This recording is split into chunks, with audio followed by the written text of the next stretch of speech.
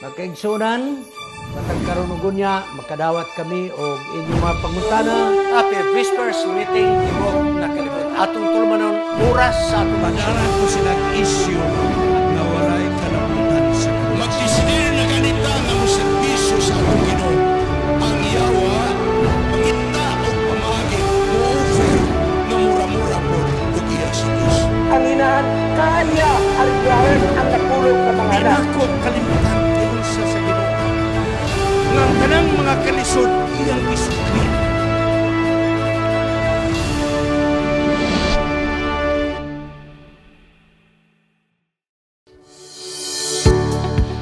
Ayaw kalimot.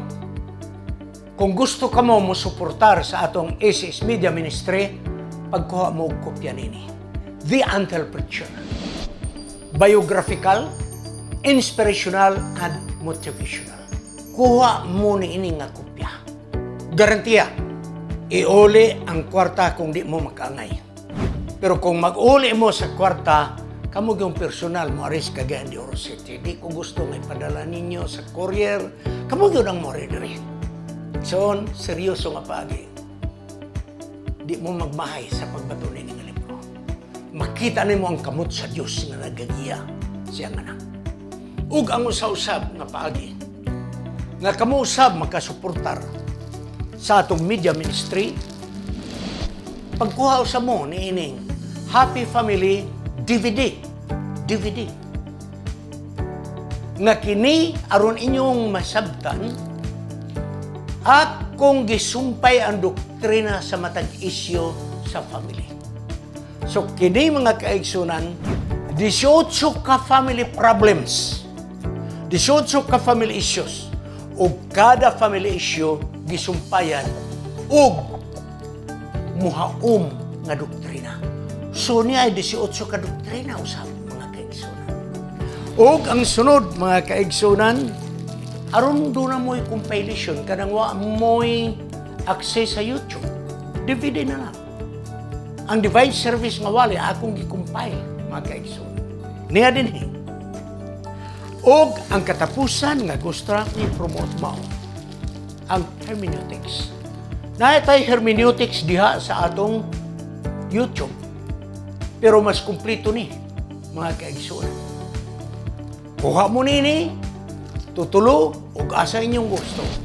Apan akong balikon. Sa matagkuha ninyo ni ining materials, gikan sa ACS Media Ministry, kamo nakasuportar sa buhat sa Ginoo. Salamat.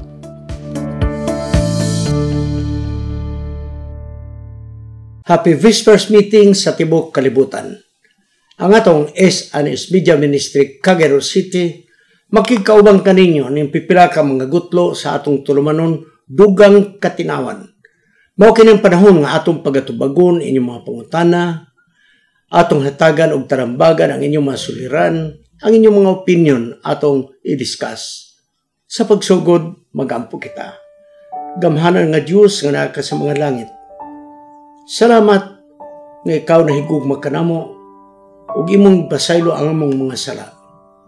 O balang espiritu ikaw mo puyo sa among kinabuhi aron nga kami nga adunay mga suliran sa kinabuhi. Imong magiyahan kung unsa ang ngangay namong pagabuhaton. Sa pinasay akong giampo kining usa ka asawa nga adunay suliran nga iyang gihan-ay diri. Ngunta pinaagi ni ining mga talambagan makatabang kini sa pagsulbad sa ilang problema ingon nga magtiayon. Salamat o Diyos nga ikaw nagatubag sa among pag-ampo sa ngalan ni Jesus Manluluwas. Amen. Mga kaigsunan, sa makadagan inyo akong nadungog sa akong presentation nga sa kaminyon adunay 4 ka major nga problema nga kung di nato mahatag pagtagad muguba ni magtiayon. 1. Finance. Kwarta. Unsa may problema sa kwarta? Ang usa niya na mao, dili mao nga pagkagasto. 2. Naputos og utang tungod kay sobra ang paggasto kay sa iyang income. 3. Mag-ihay og tipig og kwarta kung sila adunay mga sweldo.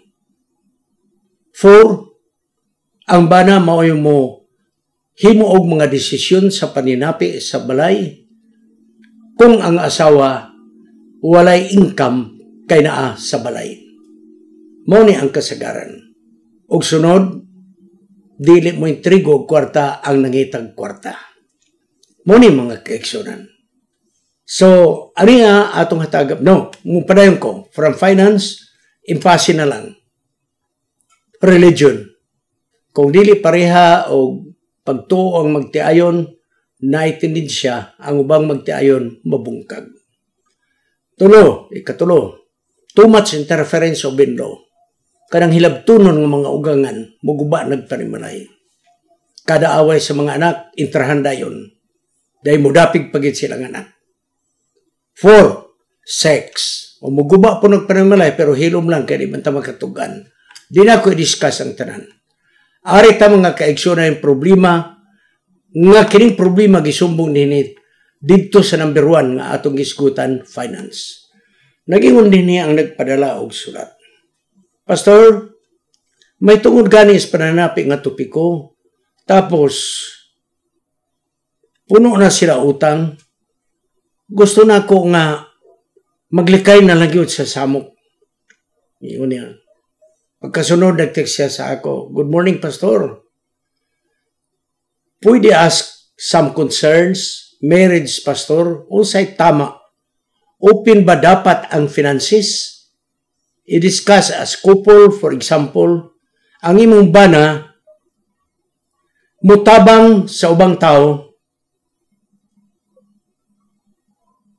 nga ako nga asawa dili makabalo." So na ang isyo ha?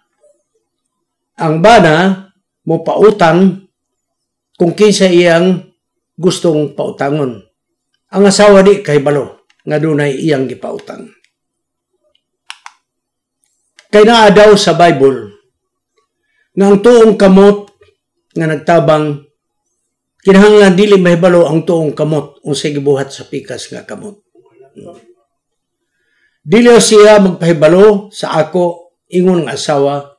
Sa laktod, Pastor, ang asawa dili ko dapat makabalo sa mga finances nga among ginasaluhan kaya ang akong bana mangod maoy magabuot. Ako nang tinagsahon ha, nagpautang, dili mahibalo ang asawa. Unya, gipangutana sa asawa, nag-iyon, dili ko magpahibalo, kay kadang pagpautang, tabang mana. Yan na mas Bible, nga dili ipahibalo ang gibuhat sa wala nga kamot kung usa gibuhat sa tuo. Brother, mayon taog nagkapaminaw pud ka, tungod kay kana misapplication ang interpretation. Dili mo tipasabot nga tungod kay nagtabang ka sa imong isig katao, ang imong pikas nga kamot di pabaloon, mao ang imong asawa di nimo pabaloon. Wrong application na. Ang application dia mao kana bang magtabang ka nga magpasigarbo. Mo nagingon ayaw pabalo ang pikas nimo kamot. Kana bang mutabang ka pero naay mga litratista, no? So mo na ang ginadili. Og unya nangutana ang asawa kung dapat ba makahibalo siya sa mga finance. Ay siyempre oo, ang akong itubag, oo. So dinhi ang atong problema nga ang bana sa akong tanaw mo ay nangitag kwarta. Ang asawa na asbalay. Pero bisan pa kung ang asawa may income po. Kaya kinahanglan mahibalog yun sa mga expenses. Kung pananglit magpautang man, magpahibalo una sa iyang asawa nga atong pautangon ni, atong tabangan. Kay aron dili magmata sa morning lang ang asawa, wa kay balog asa padulong ang kwarta. Asa man nato ni base. Nagiyon din sa Genesis 2:24, tungod niini ang tao mobiya siyang amahan og inahan, og mutipon ngadto siyang asawa. Og sila naymong usa na kaunod. Usa na kaunod. Hinumdumin ninyo na ha? Usa na kaunod. Ang kaminyon na usa na. Sa pikas nga bahin sa Mateo 19:5 gikutlo ni Ginoo Jesus og nangingon, og siya mingon, busa ang lalaki mobiya siyang aman o ginahan o mutipon ngadto siyang asawa og silang duha nahimong usa ka unod. Silang duha nahimong usa ka unod. Busa nagpadayon si Jesus. Busa dili na sila duha kung dili usa na ka unod. Kung unsay gihiusa sa Dios walay tawo nga magabulag nini. Mateo 19:6. Gidugangan pa gyud mga kaigsoon nga sila dili na duha, usa na lang kaunod. Okay? Muna mga kaigsoon. Atong padayon sa episode 5:31. Tungod nini ang lalaki mobiya siyang amahan o ginahan o mutipon ngadto siyang asawa og silang duha mahimong usa na kaunod. Ako lang gipangkutlo kini nga mga teksto. Unsa man ang gitawag nga ang duha nahimong usa ka unod? Nagpadayon si Apostol Pablo, episode 5:32. Kini misteryo. Paminaw ka mo ha? Kining duha ka unod lalaki babae nga pagkaminyo nahimong usa na kaunod, nagiyo si Apostol Pablo, kini usa ka misteryo nga gipadayag. Apan ako nagaingon niini kay kini mahitungod na si Kristo ug ang iglesia. Si Kristo ug ang iglesia usa na mga kaigsunan. Mao ni ang kaminyoon. Kay ang Ginoo diretayson. Okay. Nag-usa na ang iglesia ug ang Ginoo. Okay? Si Kristo nag-usa na. Ano na ba yung mga sikreto-sikreto ang atong Ginoo nga wa ta kahibalo? Amos 3:7.